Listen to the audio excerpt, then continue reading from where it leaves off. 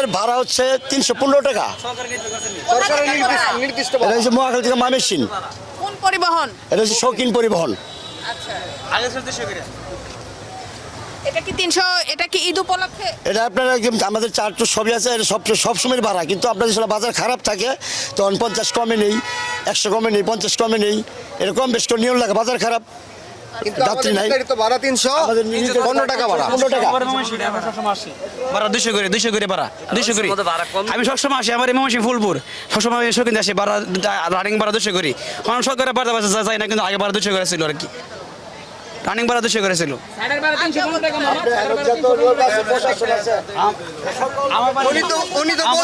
উনি তো বললোই যে আমাদের ব্যবসা খারাপ থাকলে আমরা 50-100 টাকা কম নেই, ঠিক আছে।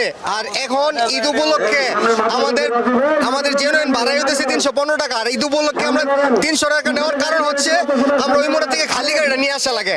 আর এমনিতে আমরা 200 টাকা যাই, আবার 200 টাকা আসি, একটা সিটের ভাড়া 400 টাকায় পড়ে, কিন্তু আমাদের এখন না 300 টাকা ভাড়া পড়তেছে, কারণ আমরা এক সিঙ্গেলে যাইতেছি 300 টাকা, আসতেছি খালি আসতেছি, এই কারণে আমাদের ভাড়াটা 300 টাকায় নেওয়া লাগতেছে। আর এখানে ভাড়া কিন্তু অতিরিক্ত কোনো বাড়তি ভাড়া নেওয়া হচ্ছে না। দুপক্ষের কোথায় তো আমরা